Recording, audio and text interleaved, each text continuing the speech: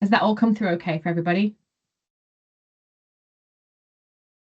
Hope everyone can see, and I hope that the writing will be big enough. If not, maybe we can look at making the slides a bit larger as we go through. So you know what it's about. Let's go on to the next slide then, please.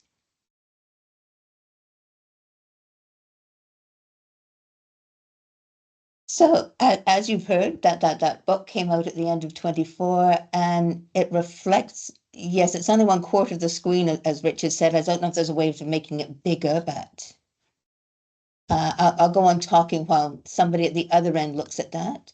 So both Anna and I had noticed that there's a lot about theory in the literature, which we love, like reading about it, like to see more of it. But we were more interested in having a bit more talk about what actually happens out there in the field, and found as we talked about what's happening in the field, you get insights on theory in a different way. So next slide, please.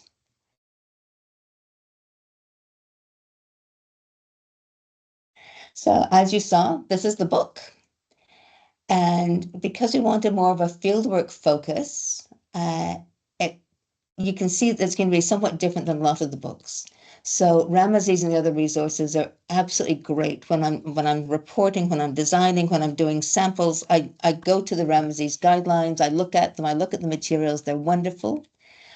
But we also want to see how the realist imagination, as it's noted on the back cover of the book, is operating as practitioners are now working with the new locales. So moving to Africa, to Asia, to different cultural environments, new methods that are coming up. So I think Ferdinand and Sarah are going to be talking about photo voice, but there are other methods that are described in this book.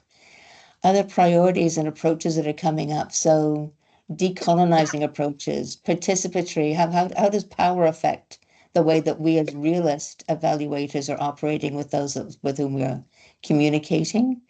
And what about some of the new technology that's coming up? We want to have AI, but didn't make it, but we did get other aspects of technology, and also some of the developments that have happened because of COVID. They're all reflected in this book. So next slide, please.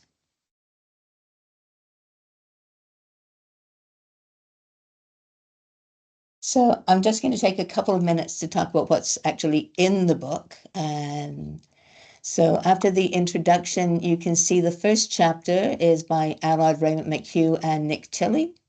And they're looking at a different method. It follows up on a paper that Nick and some others wrote for me years ago about looking at a realist program to try to address sexual violence in Aboriginal communities. The follow-up, they were looking for evidence and realized that the only way they could do some of this was by looking at trace evidence of human behavior. So they address that method, but they also have more of a general discussion on what is the nature of evidence in realist evaluation. As realists, how should we understand what evidence is? Then the second one by Anna, looking at what's bias and how should a realist understand what bias is when you're doing qualitative data collection. And I'm sure a lot of us have been charged with having bias and as a bad thing if we're working in other paradigms. Anna shows that as realists, there's a different way to look at this.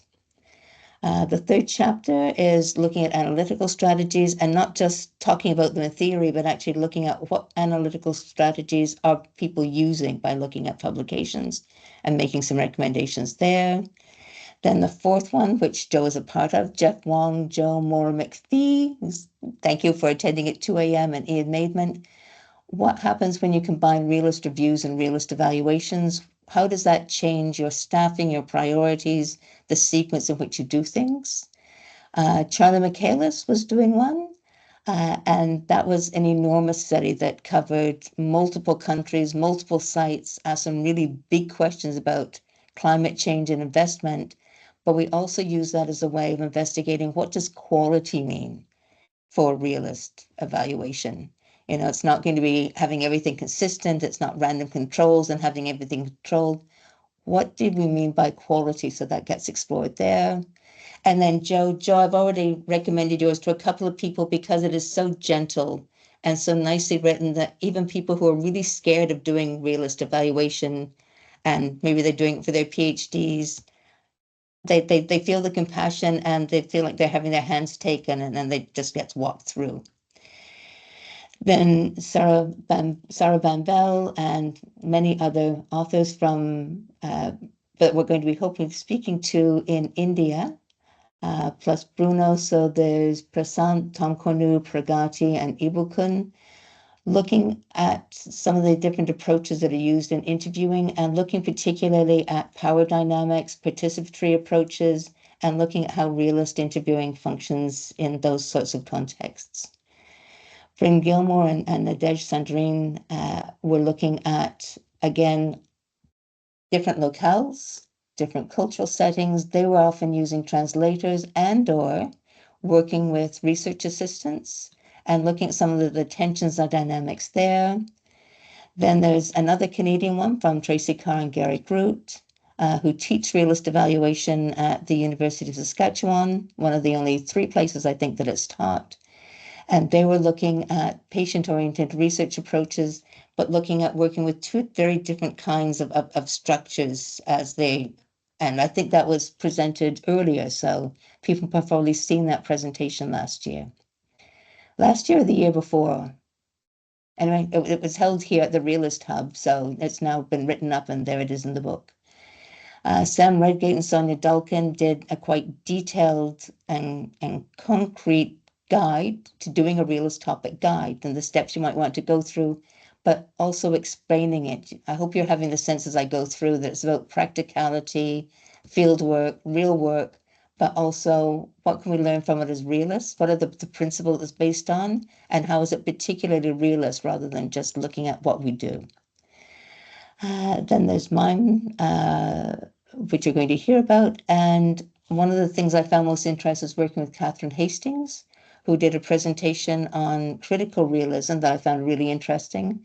And I asked her to do a chapter on how do critical realists approach their interviews. And when I got the draft, I had to question her back and forth to say, really, you do that? It was fascinating to see how different a critical realist interview can be from the way that I'm used to doing it. So that chapter is in there. And then finally, another one that I believe you're going to be hearing about at the Realist Hub, so I won't do too much about it because Ferdinand and Sarah will be talking about the realist photo voice technique. And again, showing the concrete steps they took, but also how it's informed by principle. Okay, next slide.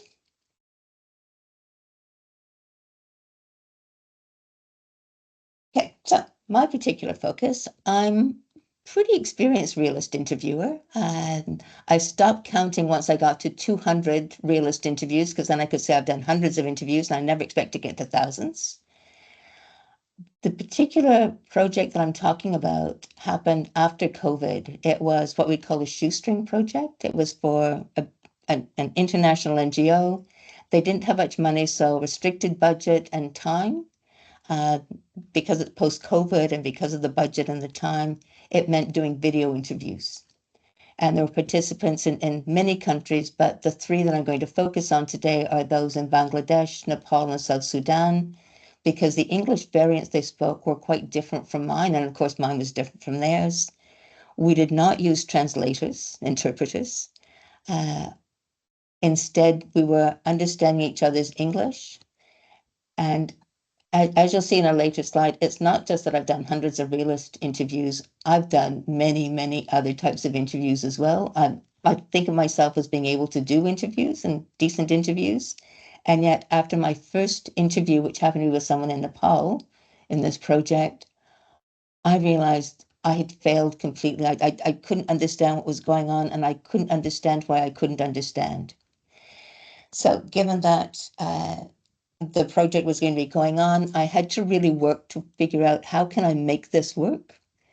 And fortunately, that was a shoestring budget with a very small budget. I had some study budget from the PhD that I was able to use to do this work mindfully and to also do a bit of research on it. So I was able to look at, well, what's the effect of doing an interview online, a video interview online? What difference does that make to the way interviews happen? What difference does it make when you're working with different language variants and across different cultures?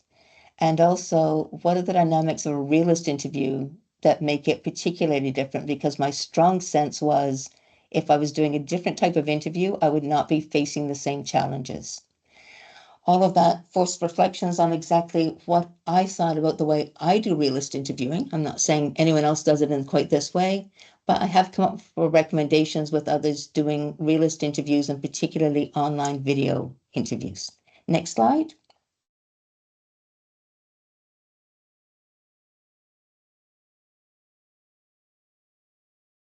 I think we missed one. Okay, here we go. So there's quite a burgeoning literature since COVID about what it's like to do interviews and work online. And there are people doing interview research from all sorts of different angles, although I haven't come across much specifically on realist interviews yet.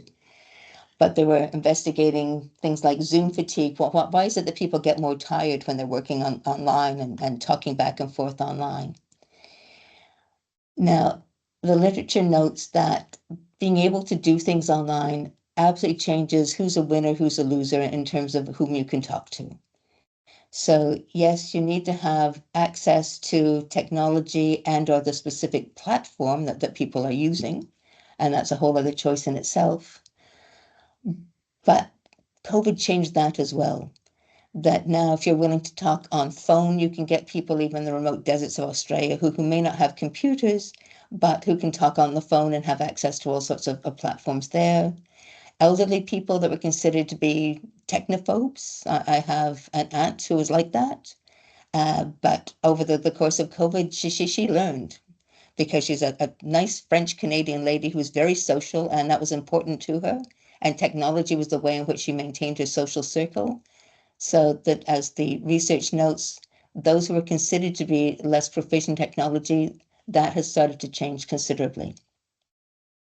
It can also help with people that have mobility issues or transport issues. So farmers, people with children who can't get away because of daycare, who can do things in their home. There are some people with anxiety issues that this can be better for them. And this all, I want to stress, works for evaluators as well as for those who are participating in the evaluation. And it's also opened up things for someone in a wheelchair now that couldn't go out to do some of the remote interview that I'm used to doing. Well, they can do it now at their desk. It's also, in virtually all cases, it's lower cost. It's going to be faster covering distances. So you can see even the three that I noted, the Nepal, Bangladesh, and South Sudan. Nepal, we're looking at East Nepal and Western Nepal. To try to do those distances would have taken a very long time. And of course, there's less environmental impact because you're not taking planes and adding to all of that carbon footprint that we're trying to shrink. Now, there are some ethical issues, but in all the research that I was able to do, and it's continuing to come out, so pretty much everything I say about online video is probably going to sound quaint within a matter of months. But in terms of the power dynamics, that seemed to be roughly equivalent to face and possibly even better. It was easier for people to withdraw just by clicking and getting out. There were security issues, though, and that's particularly in cases where there are transcriptions or group interviews. There are security features, but for virtually every security feature, there's a trade-off in ease of use. So that's something that has to be balanced. And part of being a good online video interviewer is keeping up with technology and understanding when it can do translation, when it can do transcription, what all the different features are, and they change so rapidly that all you can do is try and keep up. Now, the biggest changes that I noticed were with the actual communication dynamics. So the transition, you're not going in and having that small talk and meeting each other, you're plunging straight in. The sound and image issues, if you lose some sound quality, although it is improving, but if you're having a bad transmission and missing some of the sound and the images, that definitely affects the communication. Even if it doesn't, there is impoverished body language information compared to being in the same room. And again, there's getting to be a bit of a self-help literature almost that says, all right, it's okay. You can listen, you can look at body language, look at eyebrows, look at what are some of the things they were looking at? Eyebrows, they were looking at tilt heads, they were looking at the posture of the neck, looking at the shoulders and saying, no, you can look at all of these things. In fact, there's a lot of information that you do miss, but also communication is changing, which is why I'm going to be sounding quaint. As the visual information has been decreasing, people have increased it in other ways. So people talking online tend to make more noises of assent. They tend to show reactions in a way that they do not when they're face to face. Again, this is developing rapidly, so even the researchers are just starting to look at how it's different. But the bottom line is that it's not necessarily bad. There's some ways in which it's weaker, but it is definitely a very different way of communicating and one that you have to treat as a special context for interviews. Okay, next slide, please. I do have a list of references, but there are more references, of course, in the book, but I put out a short list here. All right. Now, working across cultures and especially across language variants and the effects of that on an interview. So I noticed this particularly possible because I started off doing anthropological linguistics and I was used to doing a lot of work on the way to places. So the long rides that I might have in Africa and Somaliland or in Sierra Leone or in Eastern Indonesia or in different parts of India, all of that time I was taking at least mental notes, observing how people interacted, observing how much time was spent between someone finishing a sentence and somebody else starting, gender differences in the way that people made eye contact. Also, the person, often the driver, but sometimes it could be someone driving along, a staff member. I was virtually always given some sort of borrowed credibility by that person doing the introduction, or they'd be outside and within call. Now, I'd be getting recommended, but essentially I was opening up and doing almost a cold call in comparison with somebody who didn't know me and didn't know how to trust me. That made a real difference. I had to spend more time on introducing myself. I sometimes had to send in more written materials in advance. And occasionally I had to do two interviews, one to get the person to trust me and another one to actually do the teacher learner interview. With language, there's a fair body of research, not so much post-COVID, this has been going on for a while, on the cognitive demands of listening in different types of circumstances. Because that was a feeling I had was it was some cognitively, I was really struggling in this interview and trying to understand why. So the techniques that people have used include pupil dilation and also word recall, which turned out to be particularly useful for me. But the basic findings of that research is that the processing capacity in any person is limited. It's affected by things like the quality of the sound that you're listening to.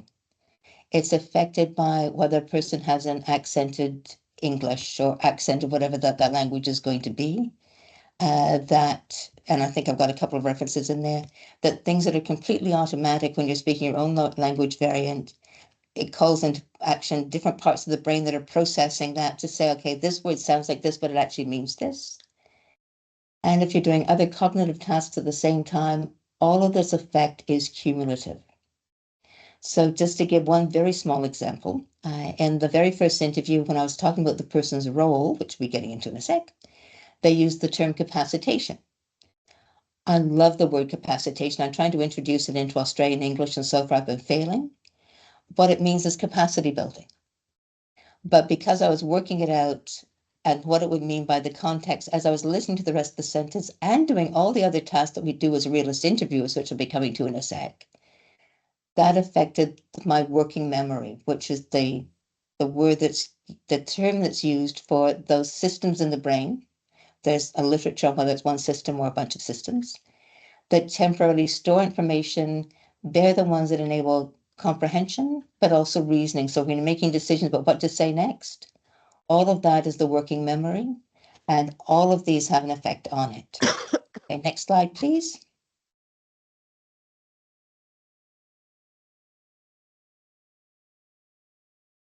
Okay, effects of doing a realist interview.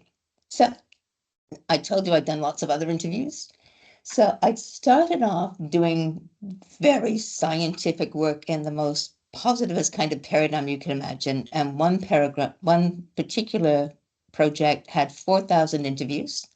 And the only question we had was whether we always asked the question the same order, the same way every time, or whether we should randomly rotate the order of questions. To get trained for that as a young woman, I was sent out onto the streets of the city where I lived. It was a fairly small city, so you could encounter people you knew as well as strangers. And I was asked to go up to everybody that I passed and ask them a series of questions about tampon usage.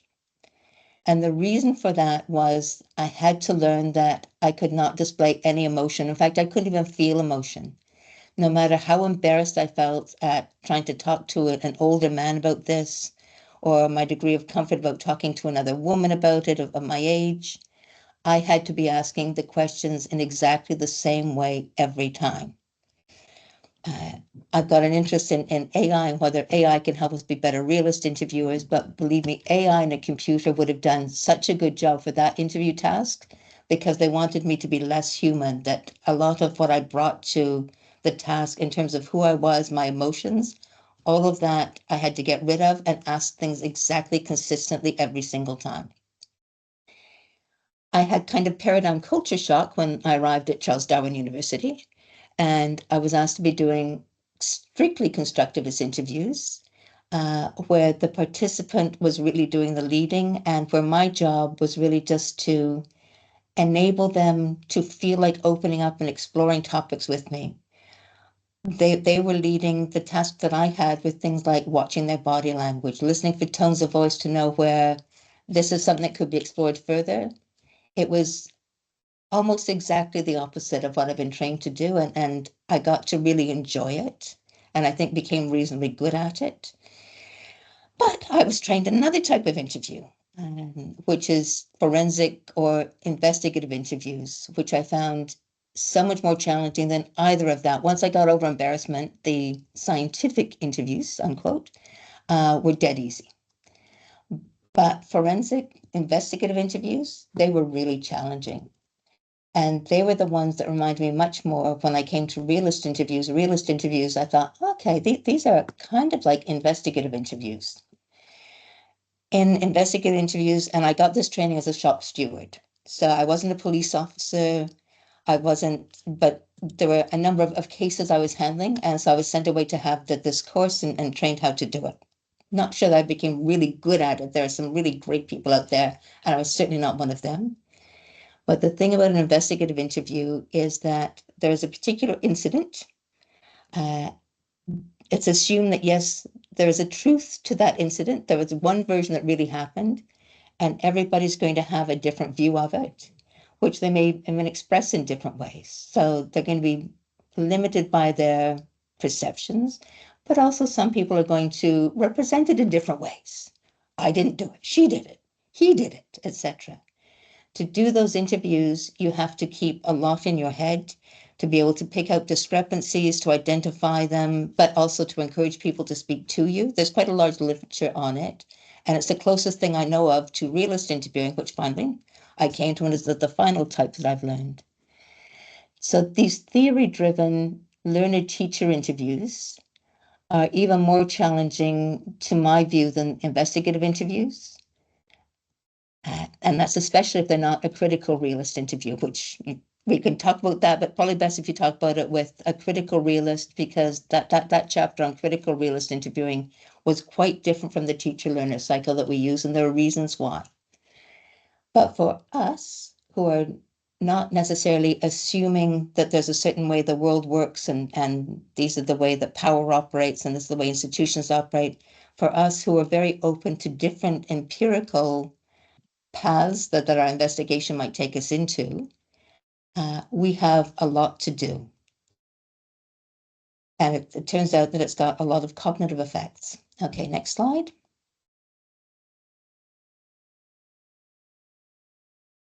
So when I was doing my first really long sequence of interviews, those 90 interviews, I was working in Africa and Asia and doing 90 of them at once, well, sequentially, and trying to learn how to do this, and occasionally ring up Joe Wester, who was my boss at the time, and saying, but they want to talk about this. No, your job is. So it took me a while to really get into this and make sure that I was doing the right job as a realist interviewer.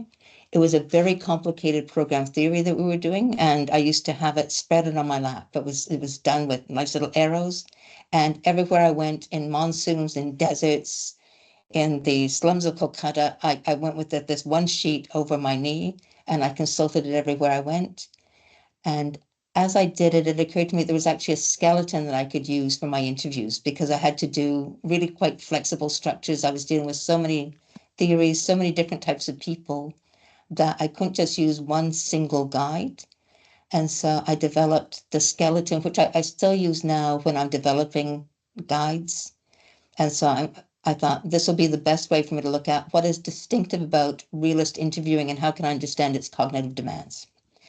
So ROCMT, which I pronounce rock empty, it's very flexible because sometimes I'll be doing an interview for 10 minutes, but this is the basic skeleton. ROCMT is that I ask about role, then outcome, then I ask about context and mechanisms, and then I might go to theory. And I'll be going through each of those in the next slides. But to do this and to prepare for this presentation, but also for the book chapter, and even more for this project, to see how can I do these interviews properly, I was reflecting during them is, all right, what is it that I have to bring to this interview? What do I have to hold in my head and access at different stages of the interview? What's the new information I'm going to have to take in as we speak? And I'm going to have to remember at least until the end of the interview and until I can write up notes. And I do have my own little system of writing very mini notes that I can take, but even so, there's a lot that I have to remember. And then what decisions do I have to make? So it's reasoning, not just remembering, but reasoning. What decisions do I have to make during the interview? And doing all of this, plus observing the body language, maintaining the rapport, following the guide, etc. So, okay, let's go through them one by one. Next slide. So with the role.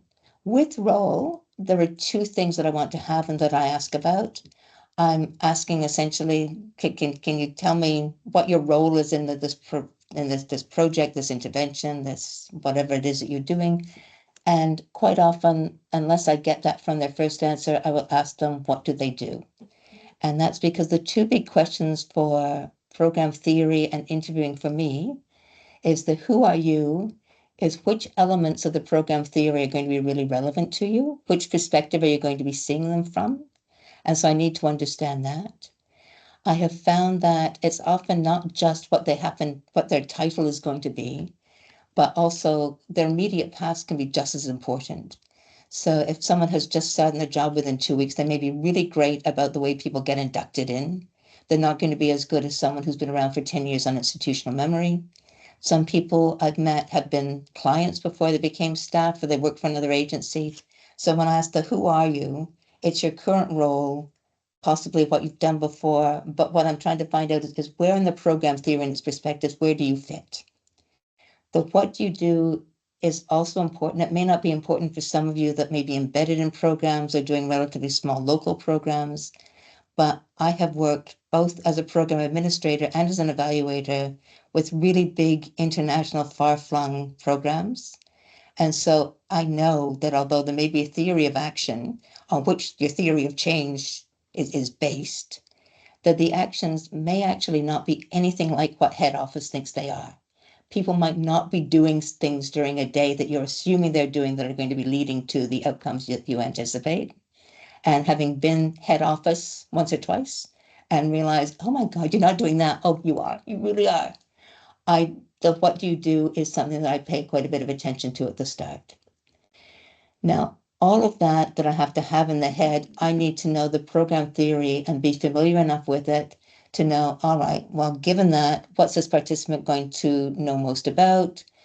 I also need to know what areas of theory are the most important to focus on. There's only so much you can do in an interview. At the start of an evaluation, there might be lots of things you're looking at. Towards the end, you might be just adjudicating between 2 or 3 theories on particular areas. So you need to know at this point, not just where the person fits in the theory, but where the theory fits overall. As well as having that, as they're talking, you have to make decisions whilst listening, maintaining rapport on whether those.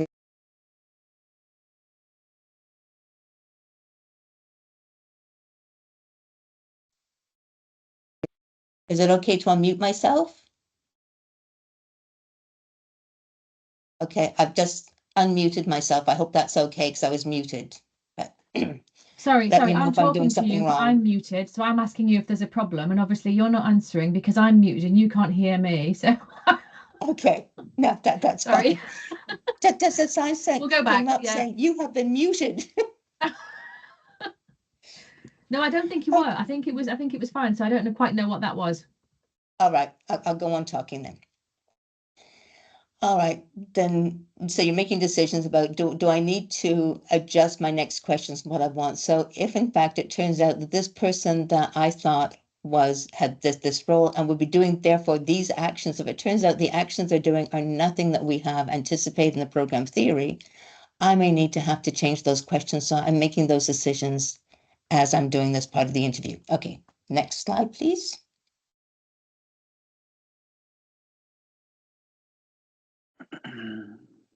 Okay, so rock empty. So after the R comes the O and the outcomes. And the question that I tend to ask there is what sort of changes have you seen since whatever it is has been in place or has been altered?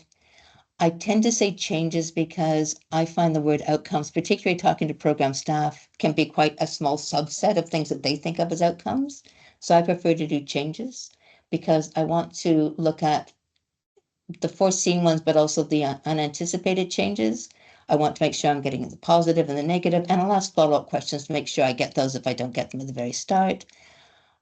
I should note that I'd like to start with open questions, and then after the first response or two, then I move to the program theory bits. But I like to have it open because you can get surprises, and I like to know that I'm prepared for those surprises. I usually do 3 to 4 outcomes at once. I have colleagues that like to do outcome and then move straight to the context and the mechanism. For me personally, it works better for me if I can go through 3 to 5 outcomes or changes. For me, I think one of the reasons that it works is that people often find those questions rather simpler. And so we can get those. It also means I have a selection to work from. Sometimes what they might say, the changes might be actually a macro context.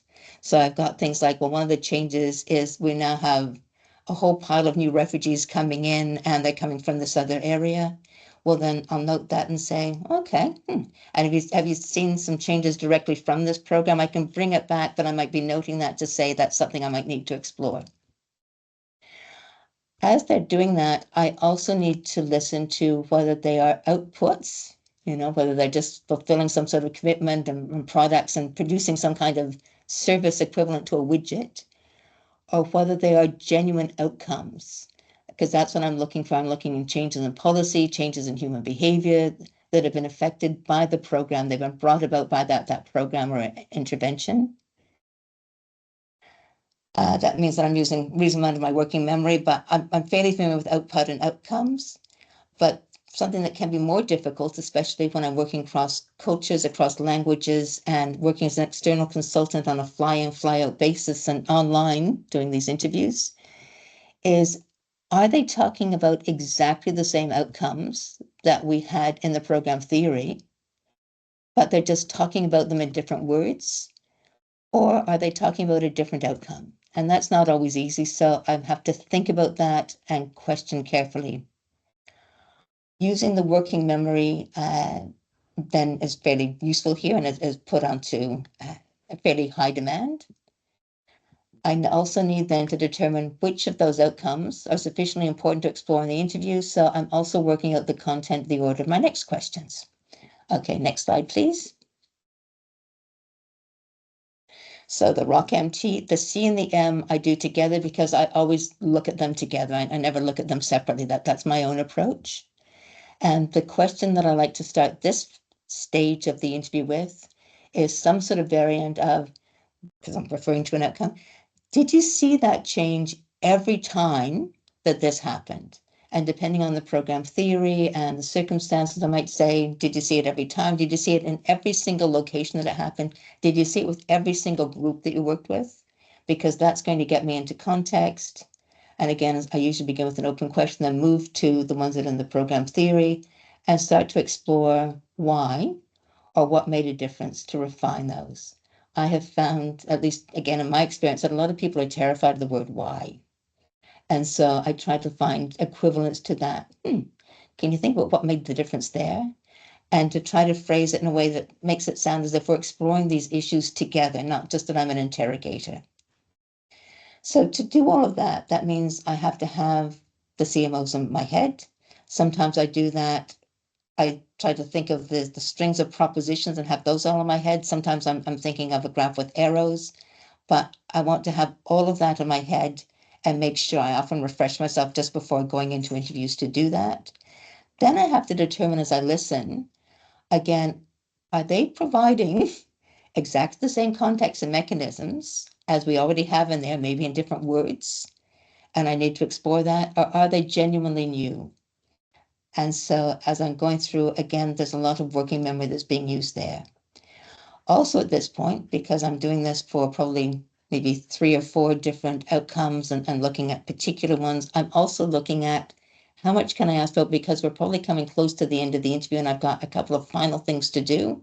So as well as maintaining rapport, I have to be aware of the time. So next slide, please.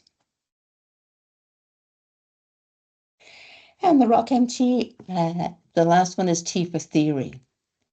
So all of the work I've been doing to now in the learner-teacher interview has been contextualizing the theory for this particular person's context. But although contextualization is very important in realist work, decontextualization is just as important, because I want to end up with a middle range answer that can be applied in different circumstances. If this intervention is going to be scaled up, scaled out, put into new locations, that's the level at which I need to be able to work. I don't necessarily do this with every single person that I'm working with, but by this sense, there's usually a good sense. But by this stage, I usually have a reasonable sense of, is this the kind of person that is going to be good at thinking abstractly and decontextualization, or is this someone that is more comfortable just with the very concrete work? And I might test it a bit, but usually I know pretty much by then. Even though it only works for some participants, it may work really, really, really well. I understand the Spanish have, or maybe they had, a saying about the bullfighter and the matador and the bull, and the bull learns as much in an hour as the matador can learn an entire life. I cannot tell you how often by the end of an interview, I have got a distinct sense that the person I'm talking to is probably a better realist than I am. And so they're not always the most sophisticated. I have scratched out bits of program theory, and I will say that one general rule I can say is it works much better if people actually see you doing the theory. But I've scratched it out of sand, I've scratched it out of mud, I've shown it on paper, and I've had some great results with it. Even if that doesn't work and I'm just doing strictly context and mechanism, I usually finish with, depending on the time and where I'm at, with one or both of the final questions in that Ramsey starter set. So asking what they would do if they could have the power to make changes in the intervention. And then after noting it's a final question, and I actually pause for a bit.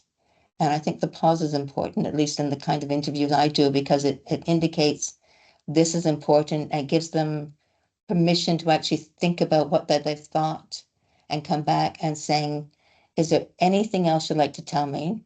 Just make sure I really understand this. And it's surprising how often I get some of the best insights as a response to that question. Okay, next slide, please.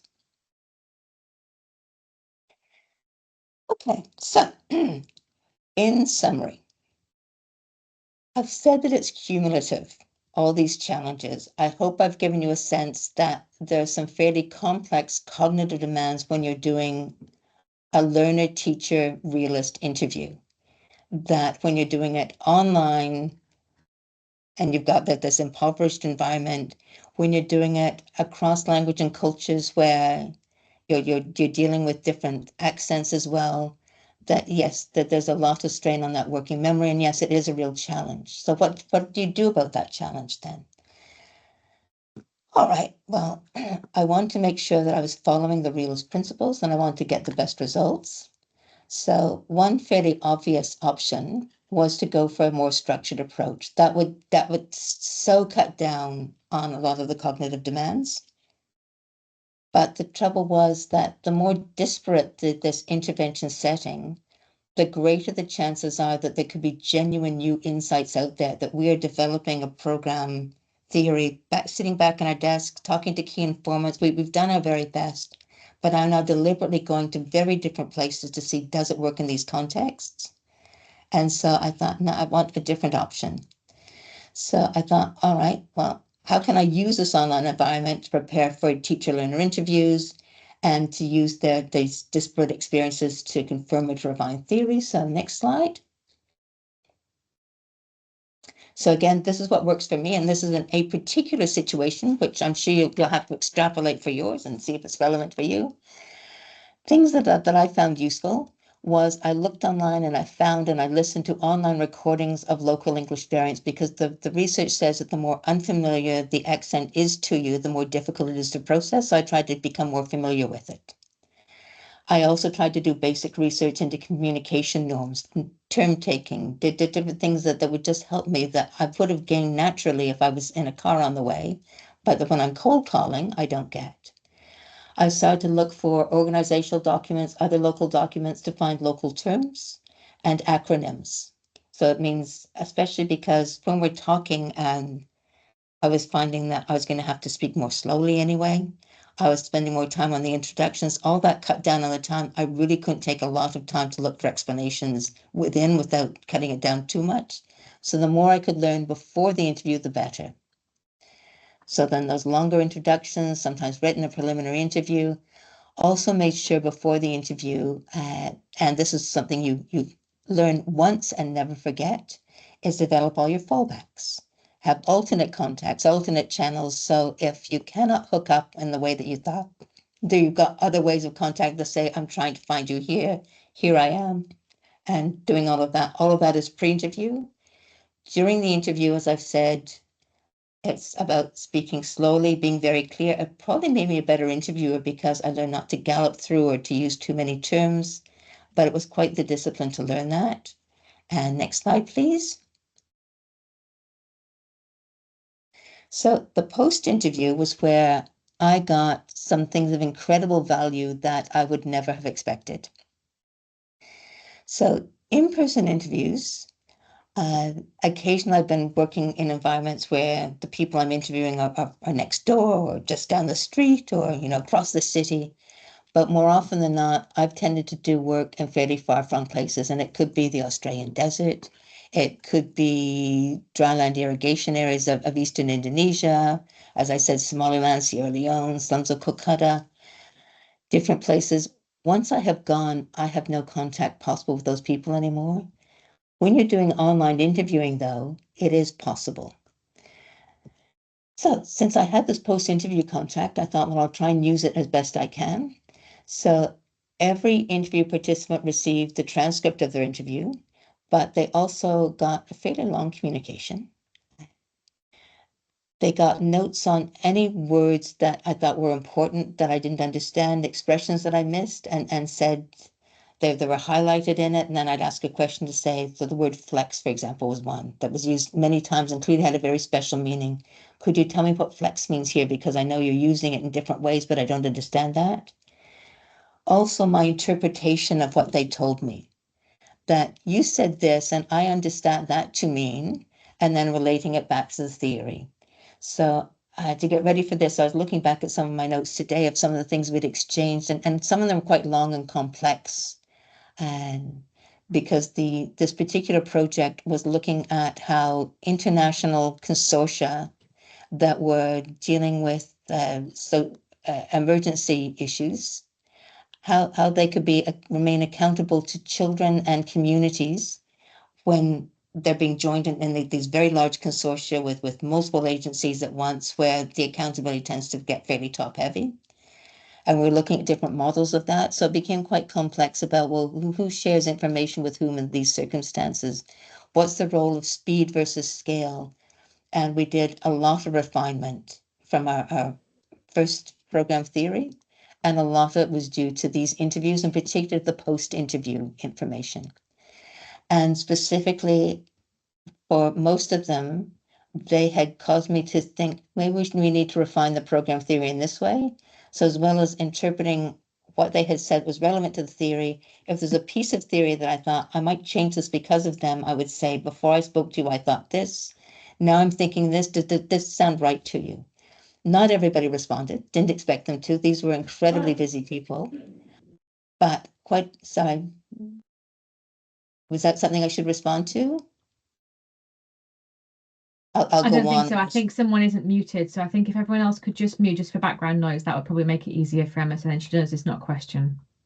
I am getting close to the end because I was told close at 11, so I am getting very close to the end. So they were very busy, but quite a few did, and very usefully, sometimes iteratively. So it became very much about a co-process, very participatory, and I got fantastic information from them and was able to cite them in the report and ask for their permission to cite them, some of the people that had given such fantastic information. Okay, next interview. Oh, sorry, next slide. Okay, so as you can see, at least I hope I made the point that a lot of the book presents principle-aligned innovations in fieldwork. I just want to say, so that this is a bit of horn blowing, but oh well, that Anne and I are going to be continuing that theme in a forthcoming issue of the Evaluation Journal of Australasia that's being edited by Jill Westhorpe and myself, and Anna is going to have a paper in there on generalization.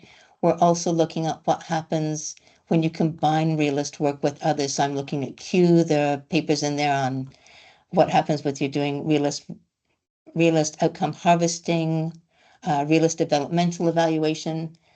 I'm still continue to be fascinated by how can we expand into new areas but remain true to our principles. But I'm going to conclude here with a list of really practical recommendations because that's what I was asked to focus on is what's going to be really helpful and practical for people. Although my real interest has been about these realist principles and increasing my appreciation of them, here are a few really practical points. Next slide. Okay, so when you're determining whether, how, and for whom to use it, the factors are what theory do you need and who do you need to do that? What's their access going to be on this platform? What are the features? So building communication equity into it. I think for very few projects, online interviewing will be adequate for absolutely everybody, but you will know your projects best. Also look at environmental sustainability as an issue because certainly online is much better for that. And the project and team resources because it's got real impacts on those. Make sure that those interviewers have got training and experience in online video interviewing. Conduct fewer interviews in a day and build longer breaks than you would for face-to-face. An online interview and what they call Zoom fatigue can be fatiguing for your interview participants, but it can be absolutely exhausting doing a succession of them if you are the interviewer. Consider if 2 interviewers are needed. I think if there are reasonably heavy cognitive demands, and I did a tiny mini poll amongst some of my colleagues, and definitely they think if they're in any way complicated, having 2 interviewers is good. Managing technical issues as well as communication with the participant who may be struggling themselves and saying, how do I turn this off? I don't like looking at myself, and potentially note-taking. Embed those fallback plans. Have phone numbers, email addresses. Make sure you've got Zoom, Teams, and others. For this one project, I used multiple platforms, Zoom, Teams, but others as well, because you had to be able to use what people had. Be prepared to reschedule if you have to, because I was doing some of this in monsoon season. Sometimes an unsettled child will be there. You're interviewing people, sometimes in their office where people might be around. Sometimes it could be a child if they're at home. Next slide, please. And also be aware that not everybody's got the same attitude. Some really miss the rapport. And I've seen recommendations of people who say, start it off by each of you making a cup of tea and then you each bring it back. Substitute for that small talk. And there are techniques for doing that. But for some people, they're so glad to not have that. So being sensitive to that and being able to align yourself to the particular person you were dealing with is important. Also, use the opportunities that it does have. So including, as I said, that communication post-interview to share transcripts, initial analysis findings, and that can provide significant value. And then maintain awareness of technical developments. As I said, everything I'm saying is going to sound so quaint in a really short period of time. We've now got simultaneous transcription, simultaneous translation. Some people will be concerned about security there because the programs that are taking up either to feed AI or for other purposes, and the literature is full of some that sound like conspiracy theories, but probably aren't. And you need to be aware of all of that. Okay, next slide. And that is the end. So if you've got questions or you want more information, or even just to disagree, I've got my email there, but otherwise I'm at your service. Thank you.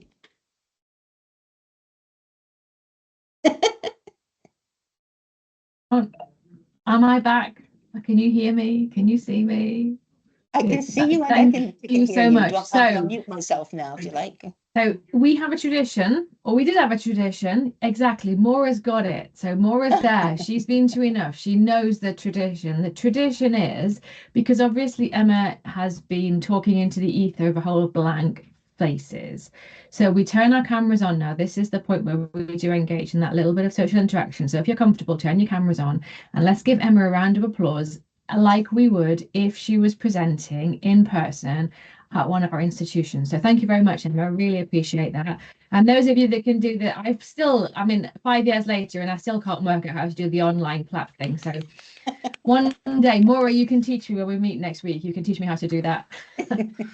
So thank you so much, Anna. So I haven't seen the chat because I've been doing the slides. So if anyone has any questions for Anna, no, for Emma, crikey, I'm going to be going around the bend here. So if anyone has any questions for Emma, can you please put them in the chat and we can start and scroll through them. So Emma, I think we need a coffee chat. I want to unpick the differences in how we interview. So, and I think that in itself is interesting, and I'm sure there are others here like Anna who can weigh in on that. In that there are more than one way in which to have an interview, and for me, you have to be able to you have to feel comfortable in the style of interviewing that you're doing.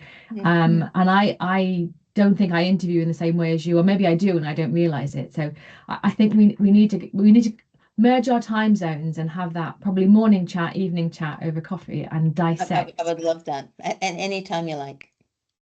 I think you picked up on a lot of the things I've mentioned a lot to people who do come to me about the cognitive load of interviewing.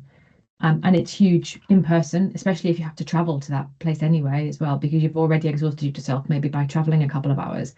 But if you're online, that screen fatigue and that constant trying to think on the spot, change what you were doing if things aren't necessarily panning out the way you'd envisaged before you started the interview, the cognitive load can be huge. How did you manage that in the session? Obviously there are things you can do to make it easier, but in the actual session, how did you manage that? As I said, with the very first one, I failed completely. And it was it happened to be the first one that I looked at, and the first one ended up being one of the very richest of all of them when I had done all of the steps afterwards and done the post. But I had to do the post because, yeah, it was terrifying at first. I didn't do a good job at all and felt that I failed entirely. I think essentially what I said, by doing things pre-interview to prepare for it in different ways, including listening to accents, learning about the terms during the interview, really slowing it down and changing my expectations of how much I should be saying per minute and how much I should be listening per minute, and then making up for that with doing more after the interview, but really aligning myself with this new context that offered advantages as well as disadvantages. But I really had to make quite distinct changes in what I did. Now, the rock empty, I made no changes there. And to that structure, I use exactly the same structures I use face to face that I've used in different countries. And although it's really flexible, that basic skeleton I retained, but just about everything else I did have to change to make it work. Yeah, that's interesting. And I've done both as well. And they are different. I agree with you. They can be very different. One of the things that I did struggle with, not struggle, I don't know if struggle is the right word. Let's work out what that word might be in a minute, is when people who may be sharing very vulnerable aspects of a journey that they've been on, or perhaps potentially traumatic experiences, I found the screen for me to be more of a barrier than it might have been had I been in person. But I'm also acutely aware that they may not have chosen to reveal that much had I been in person in the same room as them. And I think that speaks more to my need to make somebody feel better about things than them themselves, if that makes sense. But that was a wrestle for me as I was, Mhm. especially for some of the more challenging, I don't know if challenging is the right word, upsetting, distressing conversations. It's interesting. Anna and I had this discussion. I looked at the literature and thought there's an entire PhD thesis to be done on this about under what circumstances are people more likely to disclose difficult information about their vulnerabilities. And the literature is split. You can find people who say when they're anonymous and they can do it in surveys, when they're up close and Yeah. they really feel comfortable doing it on screen, I think is a whole other one. But the literature at this point is just so variable that, yeah, I really hope someone does a PhD Yeah, thesis on it and then lets us all know. that's a realist question there, isn't it? Like that is the whole what works for whom, and unpicking some of that. So we've got a couple of questions in the chat, so I'm going to start and move through to them. So apologies for the first person because I'm not sure which is your first name, which is your second name, but I don't know if it's Saxena or if it's Gorov. So do you want to turn on your microphone and ask your question, or would you like me to ask a question for you? Silence. So I'm going to assume the silence is for me to ask the question. So I think it is more of a comment, but obviously, first of all, thanking you for the presentation because it was awesome. Yes, I did wonder if that, because there are some people who can't turn their microphones on. So if you're going to put a question in the chat and you want me to ask it, just say that. Um, so they wanted to know, how did you think, and I think this is something that I think we could all go, yeah. How did you think and remember so many things whilst doing the interview? That's why they're exhausting. Um, they said they try to be focused on what participants are talking about and cannot think about the outcomes, the contexts, etc. at that moment in time. So what would you say in reply to that? I, I think we are probably capable of more than we think we are, Yeah, because I would not say that I'm someone who's the best at dealing with high cognitive demands. I've had long COVID and so I've had to reassess my energy. So I feel like saying if I could do it, anyone can do it, which is just too glib. But a lot of it is about preparation. agree. And Joe, I know you've talked about this as well. So looking at your program theory, making sure that it's actually imprinted on your bones, making sure that you've done, and when I was teaching students and having them do learner teacher interviews, you might notice I say learner teacher rather than teacher learner. Our ethics people are much happier with that. That when you're doing learner teacher interviews, do them with people you know, do them over and over again until it becomes something that you're quite comfortable with. A lot of this is hard work and practice, because when you go into an interview, you have to be really open to that person. And the more work that you've done before, then it becomes much less difficult to hold all these things in your head. But it's never perfect. No, and I think, I mean, you've alluded to it. In my experience, I got better at it the more I did. Hmm. But I, like you, did and do an inordinate amount of preparation for interviews. I think sometimes it's a process that's skipped over. I do have to say, postdoc life is super busy. So I don't engage in the same level of preparation as I did when I was doing my PhD. But I can tell you, if you do have the time for that, that preparation pays off in the interview, because the preparation, in essence, if you do it correctly, you are already spelling out what your context mechanisms and outcomes are. You just don't necessarily need to think that's a context, that's a mechanism, that's an outcome. You know what you're looking for because you've got that preparation and they've been embedded into your preparation materials. But I think it would be interesting. I'm sorry you're in a public place, because it would be interesting to be able to tease out what it is that you're finding challenging about it, to see if we can maybe offer some um, extra help and suggestions. So if you want to elaborate a little bit more, please do, and we'll see if we can come back to it.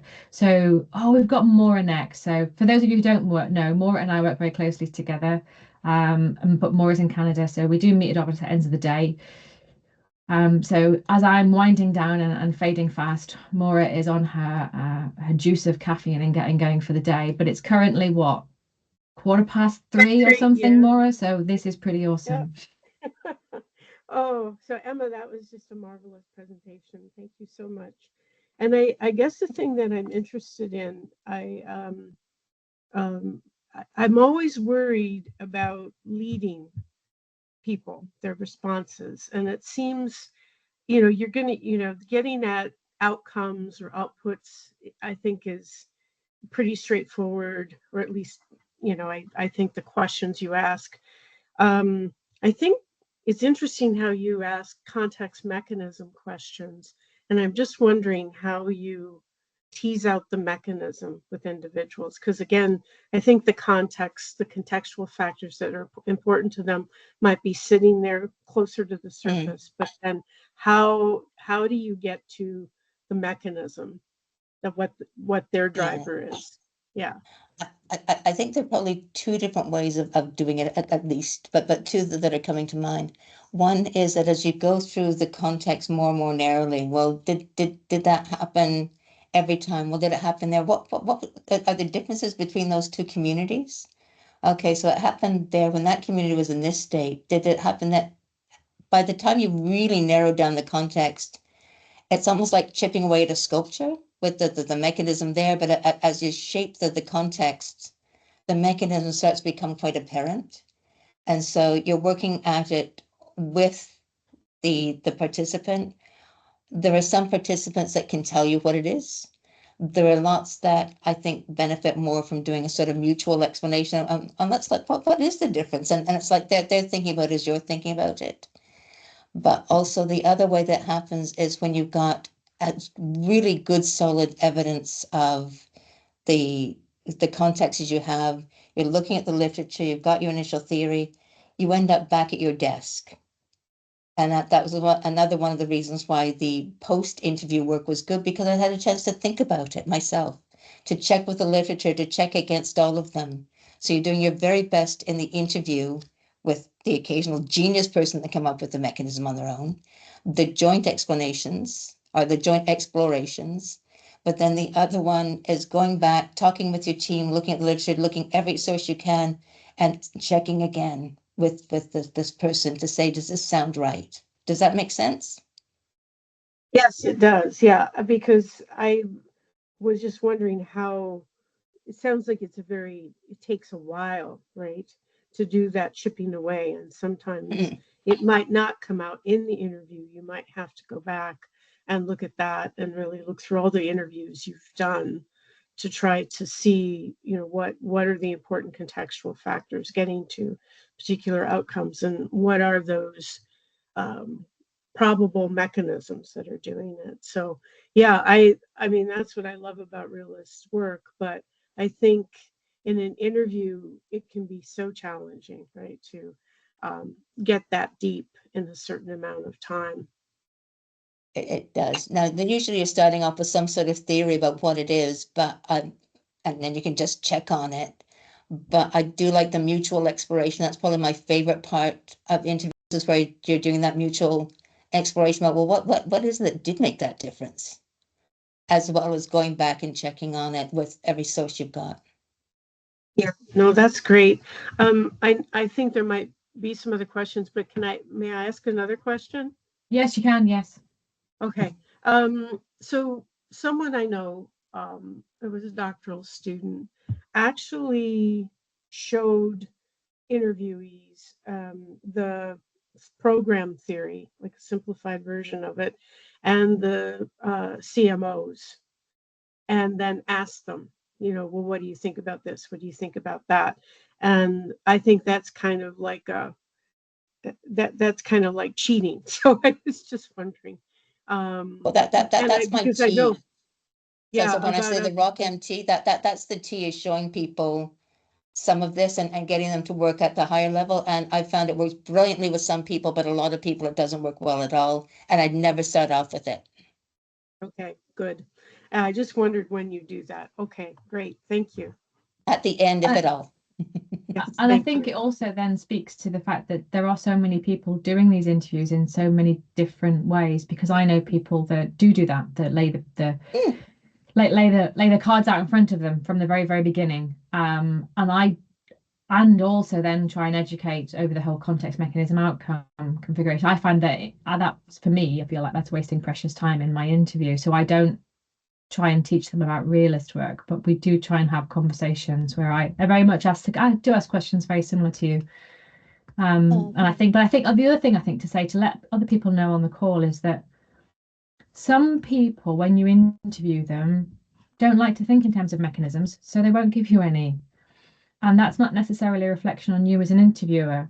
It's just they don't necessarily think like that. So you'd be able to get a lot of context and outcomes from them, but they might not necessarily give you a nice, neat mechanism, or a juicy mechanism, as I like to call them, in that interview. But you can probably get that from somewhere else, but that you can get other useful information. And have you had many things like that happen, Emma, where you've had an interview where you just thought, I know where they're going, but they're just not going to tell me that I don't know, they feel empowered, they feel, trust, or, or whatever it is that we're looking to get. I Yes, to a degree, but I want to go back on my previous statement and just clarify that there have been times that I've even started with an entire sheet and showing people, but it depends on the circumstances. If we're at the stage where we're just checking out theory or maybe adjudicating different things, and I know this person has got a really high level view, I do it. As I say, this is a really flexible scheme, so I don't want to make it sound too rigid, but only once in my experience have I experienced somebody who was hell-bent on not letting me know what was going on. But mostly they'll try, but they may not. But in my hundreds of interviews, only once did I completely fail. And it was someone who clearly regarded it as a sporting event. So this was in Sierra Leone. It was in one of the king ships outside of Bont, and it was over 50 degrees, and we were under 10, and it was horrible. You can hear me throwing up from heat stroke in it. But this fellow with the translator falling asleep beside us smiled, and no matter what I said, would give me a non-responsive answer. And I could tell by his smile he regarded this as a sporting event, and he was bound to win, and he did.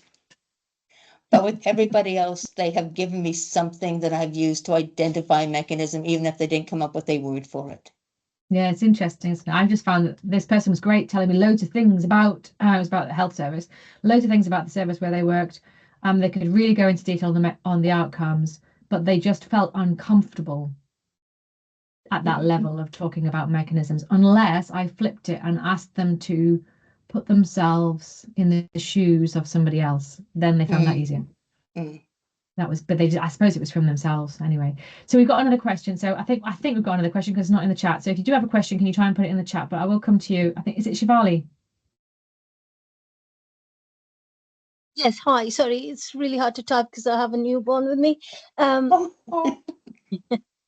Congratulations. That was too long ago for me. Can I ask the question now, or? Yes, please do, because there's no one else waiting. So yes, please do.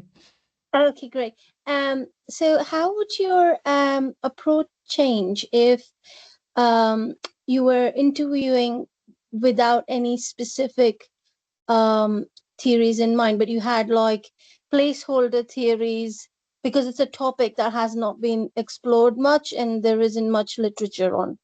So I just want to double check the way I did it. Did I miss out on certain aspects during my interview? So I interviewed around a dozen or so participants in a very niche topic.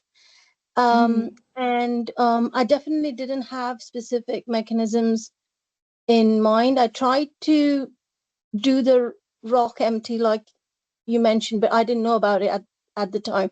So it was more just trying to get it out of the theme of questions at the back of my mind, rather than having it rehearsed or at the forefront of my mind as to what theory I was trying to validate. So how would the approach change? Because in my project, we were trying to get to the theories with the help of the So flush out the theories better from the interviewing. Yeah, I guess I've got a couple of answers to that. So one is that yes, realist work is theory driven. So you kind of expect to have some theory, even if it's only something you've just got in your head, something you think. But there are many different types of interviews, and I think if you're looking at theory gleaning interviews, as they're called, which is what you do at the start when you're trying to work out what are these theories that I can then set up and then go to test. There's quite a bit that's been written on theory gleaning interviews. So I could answer, but I'm really happy for you to write to me about this, but I think it would probably be good for you to look at your theory gleaning interviews. And I think they're written up in Ramesses and other places. And you might be really reassured by that and think, oh, that's what I was doing. I was doing a really good job of that. But if you still got questions, then write to me afterwards, and I'll be very happy to respond. I would have said the same, Shivali. I would have said the same. But next, when Anna and I have our session, we will be covering theory gleaning as well. And I think it's an important. There's obviously Anna's paper, The Craft of Realist Interviewing, if I've remembered that correctly. And there's a really good section in there around theory gleaning. And then it's covered a bit in the chapter that I've got in the book as well. But in the beginning, it can be hard to elicit mechanisms, because if you're using the interviews to try and get a better understanding of the theory, then you don't have enough of an understanding to probe in the same way. Those mechanistic interviews occur in the next phase. Yeah, thank you so much. That's great. And like Joe, you mentioned earlier, I experienced this with my interviewees. Some of the participants were very experienced, so they almost spoke in mechanisms, and then some of them I just couldn't get any mechanisms out of. Yeah, it's good to hear that all that is normal. So I think some of it is just realizing that you are not alone, and that it's not necessarily a reflection on your skill as an interviewer. I mean, it's written in my book, but I do remember coming home from my very first interview, getting in, feeling, Emma, exactly, I failed. I've made a total mess. I got Twitter out, because that was called Twitter then, and I can't find it. I've tried to find the tweet and I can't find it, but I do remember reaching out and I think tagging both Anna and Sonia Dolkin and saying, how do you get mechanisms? I've just had an interview and I didn't get one. How do you do that? How do you do that? And obviously I was told to just give it some time and settle into the process. But I think it comes with experience. Would you agree, Emma, as well, that you just get more comfortable with having those? Yes, I agree. And I've been having the greatest difficulty over the last 10 minutes and not saying, Anna, why don't you take this question? You're the expert. But, and she's just going to get it straight back to you and say, no. Exactly. No. You are very Spanish way. No. That's right. But I think the point here is you work out your own style and what works for you. And as long as it's in accordance with the principles, then you go with that. My failure was not that I failed to get the mechanism in that first interview. It was I didn't know what he said. I could tell that the individual words were English, but I didn't know what the sentences meant. I didn't know what he was. He seemed clearly fluent. He was talking. It sounded like English, but it wasn't anything I understood. Okay. Well, mine was just my very first interview ever. Never mind my first realist interview. It was my very first interview ever. Was it about so when you mentioned about training, I totally agree. I completely agree. Not only do you need training for moving online, you actually need training for interviews. And I sort of tried questions out, but I hadn't actually done a formal interview. And I think that, so I very much learned on the job, and I got better as I went along. But if I keep talking, there'll be no need for anyone to come to the April one. But there is so much crossover in a lot of these topics. So I think, yes, I will shut up. Has anyone got anything else? Well, yes, we do. Lauren Lawson. Any specific? This is a good one. Would recommend. And yeah, I don't know. There is I mean, Anna, do you want to open a training school? Should we do that? But I think it speaks to the fact that you've got to find your own way, haven't you, as well? Is this person, Lauren, I don't know whether you're asking about a specific training on online interviewing or on realist interviewing, or on both. Because it's that's probably a bit. Yeah. There's probably. I mean, I know we've had these discussions before, but a lot of the challenges that people do have are not necessarily just realist challenges. They're challenges with doing qualitative research. And if you're like me and I did brain imaging for my master's, so I came from a very positivist background over into this world, and it was like being jettisoned at sea without a life jacket. So I think it's about trying to tap into general qualitative training to get some preliminary skills as well first. But I mean, you can get realist training. I offer realist training more on a one-to-one basis, but if people want to hone and speak to me about how they can organize interviews, then that's something that I do. But there are other places you can go to that as well. But I don't think there is like a set sort of like online module that you could do, but I don't think that would work either. I'm just waffling now, so wade in. I was going to develop one at Charles Darwin University, but I've now left that. In terms of some of the other questions I've seen coming up, yes, go with Justin. Joe Westhorpe does some. For people here that are fairly new to it, hook up and do it with each other, because the more you practice and the more you can get critiques on it from people who know, the better. Just keep trying it. In terms of duration, I tend to stick to about an hour, and that's sort of the basic one. But not everyone is going to have an hour. I've interviewed people and got great things from legislators that were passing legislation. They have 10 minutes. I try not to go over an hour if I possibly can, because it's really tiring, and I think that the participant burden is too great. But realist interviews can be quite long.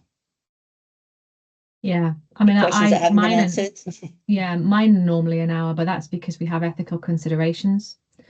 So I could go on with a lot of mine, but we have to cap it because we've been told that we have a time limit. So I have to look at the clock and wrap it up. Well, I've had people that have insisted and keep going for 19 minutes or more, and I'm looking at my watch and sinking into my seat. But sometimes you get informants that just really want to talk to you. Yeah.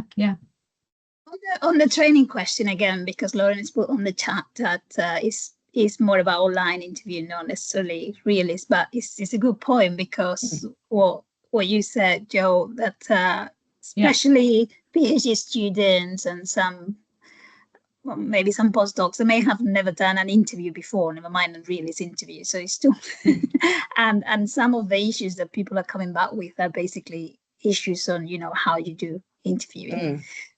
So in terms of the training, in the UK, there's the National Centre for Research Methods, and they do offer constant training on qualitative interviewing. Some of them may be online, some may be general, that may have a specific session on online. So it just depends on where you're based, Lauren. And I can see you at a PGR, so your institution may be offering some specific training, definitely qualitative interviewing with a section on online nowadays. I'm sure that your training department may be doing that, but there are also some good YouTube videos online now, because so many people are recording all the trainings and everything. But do make sure you do something on general training, interview skills, probably online skills, and then move on to those with Justine, etc., Joe, that can just get into the more advanced realist interviews techniques. The other thing I will add to that, which I think sometimes PhD students often forget, is that the PhD is a journey of learning. So it's okay for you to learn as you're going. You don't need to be the most experienced evaluator, but the more preparation that you can do beforehand, the easier. So Lauren, you do need to come to the audience with Anna and Joe in the beginning of April, because that session sounds like it will be perfect for you. Yeah. Even if and they are tape yourself terrified. doing your interviews if you can with somebody that you trust to tape that, because watching yourself and being able to see what you do is painful, incredibly painful, but so good for learning.